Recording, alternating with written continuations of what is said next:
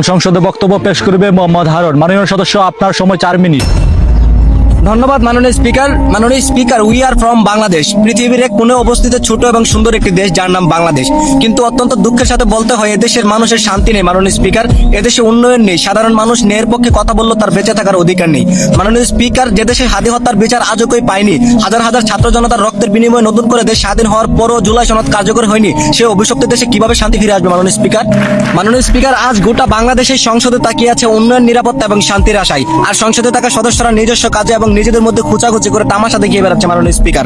তবে কি তাদের ভুল হয়েছে অভিশপ্ত দেশে জন্মগ্রহণ করে পছন্দের ব্যক্তিকে ভোট দিয়েছে দেশকে ধ্বংস করার জন্য? দেশের উন্নতিশীল রাষ্ট্রগুলোতে কাফের এবং বিভিন্ন নিকৃষ্ট ধর্মাবলম্বীদের বসবাস থাকার পরও কেন তারা এত উন্নত, কেন তারা এত সুখী জানেন?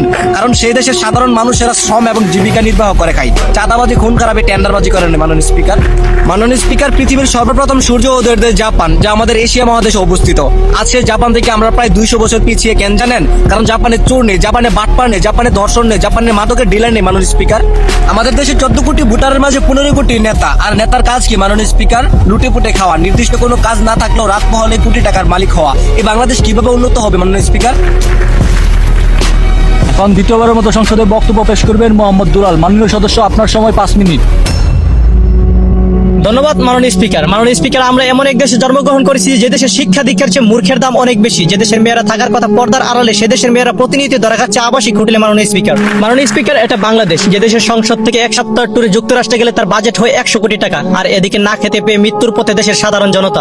মাননীয় স্পিকার, নেপালে ধর্ষণকারীদের বিচার হয় 24 ঘন্টার ভিতরে ফাঁসি, আর আমাদের এই সোনার বাংলায় ধর্ষণকারীদের হয় তুলার আশি। মাননীয় স্পিকার, দেশে অন্যায় অত্যাচার প্রতিনিয়তই ঘটে যাওয়ার পরও আমাদের জ্ঞান খুলে না, কারণ যে ধর্ষিত হয় তার ক্ষতি হয়, আমাদের তো কিছু যায় আসে না মাননীয় স্পিকার। সাধারণ জনগণের সুখ দুঃখের কথা চিন্তা করলে আমাদের হবে না মাননীয় স্পিকার, কারণ আমাদের দরকার রাজনীতি, আমাদের দরকার টাকা। দেশকে দেশের মতো ছেড়ে দিয়ে আমরা নিজের ব্যক্তিত্ব নিয়ে ভালোই আছি মাননীয় স্পিকার। গত কিছুদিন আগে মাননীয় স্পিকার, সিলেট বিমানবন্দরে 17 কেজি স্বর্ণ নিয়ে ধরা খায় এক চোর। সেই 17 কেজি স্বর্ণ হাইকোর্টে যাওয়ার আগে 1.5 কেজি হয়ে যায় মাননীয় স্পিকার। এগুলো তো সাধারণ চোর ছাত্ররা করেনি, শিক্ষিত বাংলার শিক্ষিত সরকারি কর্মী দ্বারা এই 1000 কোটি টাকার স্বর্ণ গুম হয়েছে মাননীয় স্পিকার, এদেশের সংসদ থেকে যদি কোনো এক কাজের জন্য 100 কোটি টাকা বাজেট হয়, তবে সেই টাকা নেতা ফেতা চামচাদের হাত গসতে গসতে জায়গা মতো গিয়ে পৌঁছায় মাত্র 20 লক্ষ টাকা মাননীয় স্পিকার, যা দিয়ে কাজ সম্পূর্ণ করা হয়।